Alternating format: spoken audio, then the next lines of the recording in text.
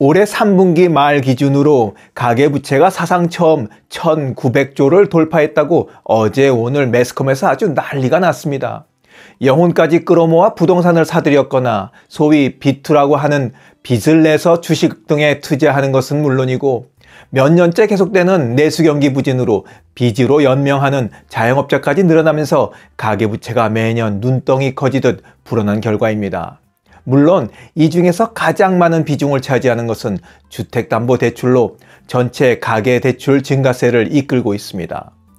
하지만 이건 금융기관에서 나간 대출 잔액만을 계산한 것일 뿐 우리나라에서만 있는 아주 특별하게 숨겨진 빚이 있습니다. 그건 바로 전세보증금입니다. 우리나라 전체 전세보증금 규모는 2022년 말 기준으로 1,058조 3천억에 이른다고 합니다. 이것도 엄연히 임대인이 임차인에게 갚아야 할 빚이니까 가계부채에 더하는 것이 맞습니다. 이렇게 되면 우리나라 총 가계부채는 3촌저 턱 밑까지 차올라 있습니다. 전세보증금 계산이 2년 전 것이고 또 금융기관에서 일어난 가계대출은 3분기까지 계산된 거니까 올해 말로 계산을 해보자면 3촌저를 돌파할 수도 있겠습니다. 가계대출, 가계빚을 얘기할 때 항상 뒤따라오는 말은 가계빚 시한폭탄입니다.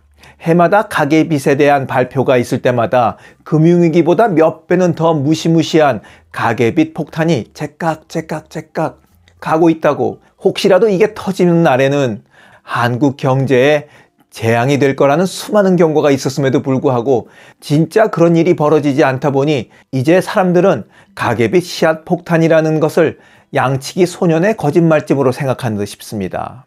그러니 겁도 없이 계속 빚을 내고 있는 거 아니겠습니까? 사실 경고는 많은데 가계빚 시한폭탄이 터지면 어떤 일이 우리에게 일어나는지 하는 설명을 찾기는 어렵습니다.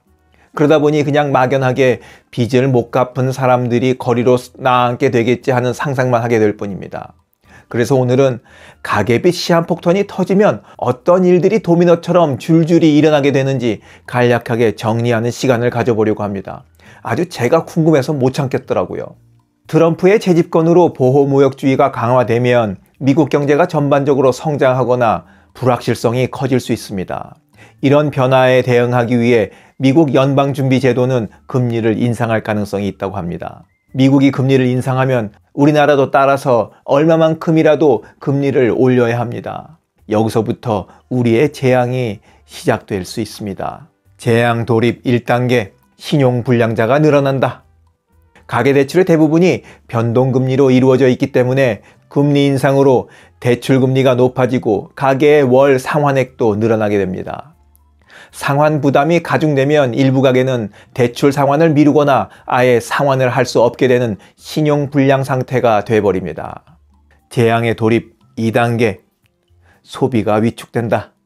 가계대출 상환 부담이 커지면 이를 해결하기 위해서 사람들이 소비를 줄입니다. 허리띠를 바짝 조이고 살게 되는 거죠. 빚부터 갚아야 되니까 말입니다. 다음은 3단계입니다. 주택시장이 위축됩니다.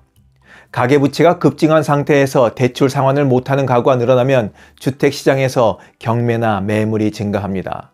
하지만 경매나 매물에서 소화되는 물량은 극히 드물게 되죠. 경매는 유찰을 거듭하게 되고 매물은 대책 없이 쌓여만 갑니다. 재앙 돌입 4단계, 금융권 리스크가 확산됩니다.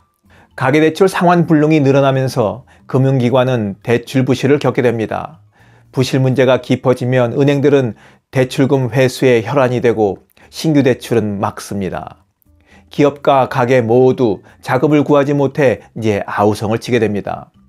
시중에는 자금 회전이 되지 않는 유동성 부족이 초래됩니다. 시장에서 돈이 말라버리는 겁니다.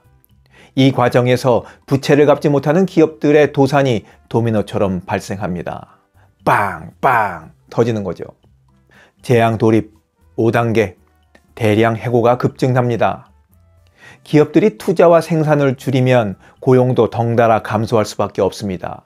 기업들은 비상경영과 구조조정을 이유로 직원들을 대량 해고하게 됩니다.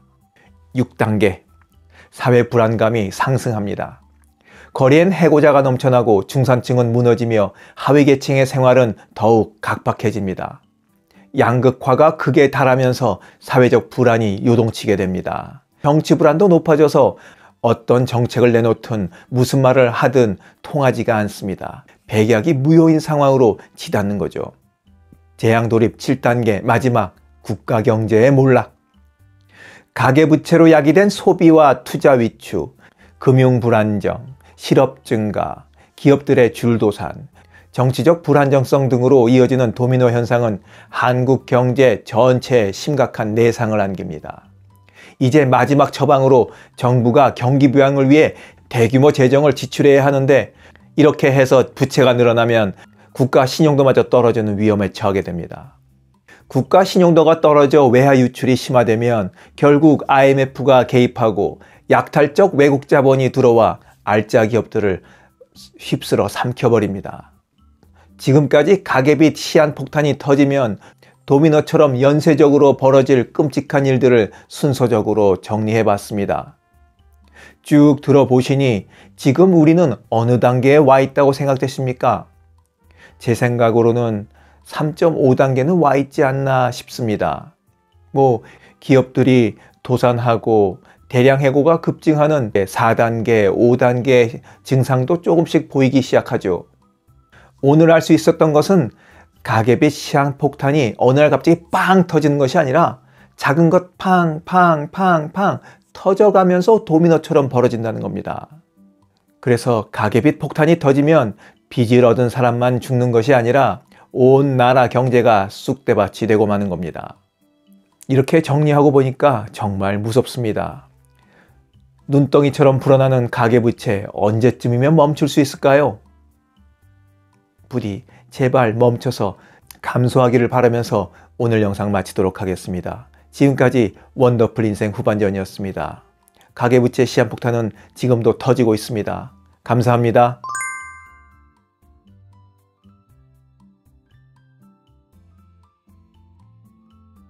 자랑질, 지적질, 아는 채, 있는 채 하는 사람들에게 지치셨죠? 상대방의 얘기 경청하고 익은 벼처럼 겸손한 사람들이 모인 곳이 있습니다. 바로 네이버 카페 실버들의 전성시대입니다. 너무 가깝지도 너무 멀지도 않은 친구가 필요하다면 네이버 카페 실버들의 전성시대로 오시면 됩니다. 아래 댓글란 맨 위에 초대글을 올려놓을 테니까 클릭하고 들어오시면 아주 간단하게 회원가입이 됩니다. 참! 냉소적이고 비아냥거리고 자기주장 강하고 남 얘기에 이죽거리는 분은 죄송하지만 절대 사양합니다.